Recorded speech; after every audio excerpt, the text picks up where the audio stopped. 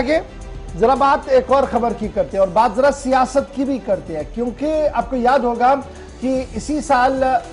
वजीर दाखिला साहब ने एक कौमी टेलीविजन चैनल पर इंटरव्यू दिया था और उस इंटरव्यू के दौरान उन्होंने जम्मू कश्मीर के हवाले से कुछ पेशन गोइयां की थी और उन पेशन गोइयों में यह भी कहा गया था कि हदबंदी कमीशन का काम मुकम्मल होने के साथ ही जम्मू कश्मीर के अंदर चुनावी बिगुल जो है वो बजाया जाएगा। ये बात सामने आने के बाद सियासी पारा आहिस्ता आहिस्ता करके एंटायर जम्मू कश्मीर के अंदर जो है वो बढ़ना शुरू हो गया। पार्टियों ने लंगर लंगूट कस लिए क्योंकि हदबंदी कमीशन ने भी शिद्दत के साथ अपने काम को आगे बढ़ाया। जहां एसोसिएट मेंबर्स को दूसरी फहरिस्त सौंपी, उन्होंने वापस अपना काम किया और अब यह माना जा रहा कि हतमी रिपोर्ट जो है वो इलेक्शन कमीशन को सौंपी जाएगी, जो अवाम के लिए मुश्तहर की जाएगी और उसके बाद 40 दिन का वक्त दिया जाएगा और शायद वो इन्हीं 10 से 12 दिनों के अंदर अंदर वो काम पूरा होगा। लेकिन बड़ा सवाल यह है, जब मैं सियासी पारे की बात बता रहा हूं तो मामला बीजेपी का भी हम आपको बताते चले, जहां पर कल बीजेपी के कौमी सदर जेपी नड्डा ने जम्मू का दौरा किया और दौरे का मकसद अगरचे उनका यह था कि वो पहली बार 370-35 से खत्म होने के बाद जम्मू कश्मीर आए थे या सदर बनने के बाद पहली बार जम्मू कश्मीर का दौरा उनका था, तो उन्हें माता वैष्णो देवी कटरा जाना था, उनके साथ उनकी फैमिली थी। लेकिन अब जम्मू कश्मीर आए थे तो इसलिए इसको और इंपॉर्टेंस बन रही थी, इसलिए जम्मू के अंदर उन्होंने अपनी पार्टी काडर के साथ बातचीत की है, पार्टी फंक्शनरीज के साथ बातचीत की है, जिस दौरान 2-3 चीजें उन्होंने इशारतन और खुलकर भी कही है। एक ये कि कहा गया कि आप अनाउंसमेंट का इंतजार ना करें, यह बड़ा बयान है कि आप इलेक्शन कमीशन के अनाउंसमेंट का इंतजार ना करें कि चुनाव इस दिन होगा, आप गियर अप हो जाइए। तो ये दबे अल्फाज में इस बात की डबल तस्दीक है वजीर दाखिला के बाद कि शायद चुनाव रवा साल के दौरान ही हो सकते हैं। दूसरी बड़ी बात, जेपी नड्डा साहब का मानना था कि इस बार असेंबली इंतखाबात से कबल अपने बूथ और मोहल्ला लेवल को और मजबूत करना होगा और जो फॉल्स नैरेटिव है उसका मुंह तोड़ जवाब देना होगा। और तीसरी बात उनका यह भी मानना था कि जिस शिद्दत के साथ भारतीय जनता पार्टी को कश्मीर सूबे के लोगों ने एक्सेप्ट किया है, बंदूक के खौफ के बावजूद, लोगों को मारे जाने के बावजूद जिस तरीके से मकबूलियत बीजेपी की हो रही है, वो इस बात की गम्माज है कि आने वाले दिनों में काफी तब्दीलियां सियासी पस मंजर पर जम्मू कश्मीर के अंदर होने जा रही है। चौथी बात जो उनकी थी कि नॉर्मलसी आहिस्ता आहिस्ता करके रेस्टोर हो रही है, रिटर्न हो रही है और जम्मू कश्मीर जनाब तरक्की के मंसूबों को पाए तकमील तक पहुंचा रहा और आहिस्ता आहिस्ता करके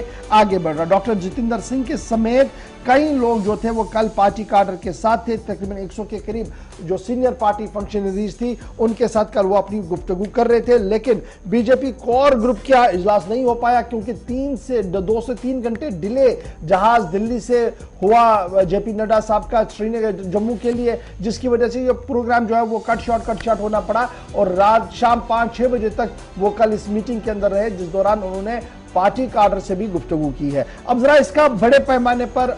इस खबर को देखते हैं। खबर जम्मू की जरूर है लेकिन पॉलिटिकल पार्टियां गियर अप है, तो क्या हम ये माने कि आहिस्ता आहिस्ता करके पार्टियां इस कोशिश में है कि जनाब लोगों तक जाया जाए और लोगों को तैयार किया जाए इस बात के लिए कि सर्दी हो या गर्मी, आपने बाहर आना है और आपने वोट करना है। मेरे साथ हिलाल हांजुरी श्रीनगर से ज्वाइन किया हुआ। हिलाल, बहुत शुक्रिया ज्वाइन करने के लिए। पहले तो ऐसे लग रहा था कि शायद ही अभी 2020-22 के अंदर चुनाव हो क्योंकि बहुत सर्द महरी थी हदबंदी कमीशन की, लेकिन हदबंदी कमीशन ने थोड़ी सी हरारत पैदा की तो वज़ीर दाखिला साहब ने उसमें और ज्यादा जुम्बिश पैदा करते हुए यह कह दिया कि जनाब कमीशन के काम को मुकम्मल होने के साथ ही जनाब 2022 में चुनाव हो सकते हैं, आखिर तक हो जाए। और फिर उसमें एक और बात यह भी थी कि बजाय 8 महीने 9 महीने देने के सिर्फ 2 महीने का डेडलाइन दिया हदबंदी कमीशन को, तो कहीं ना कहीं टाइम बाउंड बनाने की कोशिश की गई परिसीमन आयोग हदबंदी कमीशन को कि वो अपना काम मुकम्मल करे। उसके फौरन बाद जब मैं उसके दूसरे कॉन्टेक्स्ट में देखता हूं, नेशनल कॉन्फ्रेंस हो, पीपल्स डेमोक्रेटिक पार्टी हो, कांग्रेस हो, जम्मू कश्मीर अपनी पार्टी हो, दीगर जमातें हो, वो सारी जमातें जो है वो आहिस्ता आहिस्ता करके इनरोड करना शुरू हो गई है। स्पेशली वो बड़ी पार्टियां जिनका ताल्लुक जम्मू में भी है, जिनका ताल्लुक कश्मीर में भी है, वो लोगों तक जाना शुरू हो गई। तो क्या हम ये समझे कि आहिस्ता आहिस्ता करके इलेक्शन फीवर बढ़ रहा है और अब चूंकि फारिग हो गई है मरकजी हुकूमत 5 रियासतों के इंतखाब से, अब खबर यह भी है कि जम्मू कश्मीर के हवाले से बड़े ऐलानात किए जाएंगे, वज़ीर आज़म साहब का दौरा जम्मू कश्मीर भी है, तो ये सारा कुछ इस कॉन्टेक्स्ट में देखा जा रहा है कि रवां साल के आखिर तक चुनाव जम्मू कश्मीर के अंदर?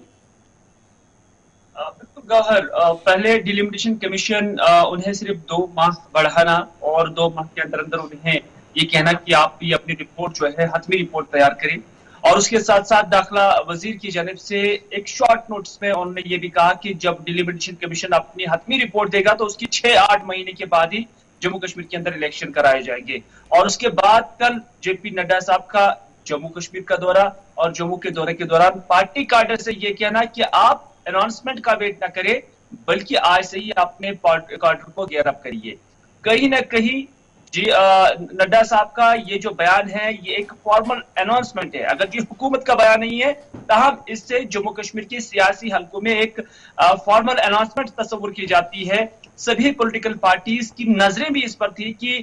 इस दौरे से मुंसलिक क्या क्या चीजें होगी। कल हमने पीडीपी के साथ की लोगों के साथ भी बात की, नेशनल कॉन्फ्रेंस अपनी पार्टी और यहाँ तक कि भारतीय जनता पार्टी के लोगों के साथ भी बात की, तो उन्होंने कल के दौरे को भी दबे अल्फाजों में सही बल्कि इलेक्शन प्रोसेस के साथ जोड़ा है। और फिर जेपी नड्डा साहब का ये कहना कि आप वेट ना करें, ये कहीं ना कहीं अब दस्तक लगी है यहाँ पॉलिटिकल सिस्टम का, और इससे इस बयान से अब बाकी पार्टीज भी हरारत में आ जाएंगी और उसके साथ साथ उनकी सरगर्मियां भी बढ़ सकती है। हालांकि नेशनल कॉन्फ्रेंस हो, पीडीपी हो या कांग्रेस, अगर कम ही सही, लेकिन ये पॉलिटिकल पार्टीज का दौरा जम्मू कश्मीर अलग अलग जगहों पर जाना ये अगर बहुत पहले से ही शुरू था, लेकिन कल के बाद ऐसा लग रहा है कि इसमें मजीद शिद्दत और जिद्दत आ सकती है। अच्छा जी हिलाल, बड़ा इंपॉर्टेंट, एक तरफ से हम देख रहे हैं कि बीजेपी चीफ जम्मू कश्मीर के अंदर थे, अगरचे उनका ये निजी दौरा था लेकिन फिर ये पॉलिटिकल बना, लेकिन कांग्रेस भी खामोश नहीं है। कांग्रेस दोबारा से गेन करने की कोशिश में है, और ये चाहे वो एंटी इनकम्बेंसी के नाम पर हो, चाहे जो भी हो, नेशनल हुकअप के मामला पर हो, लेकिन इस बार उन्होंने भी एक नए सिस्टम को मुतारुफ कराया कि जनाब हम तो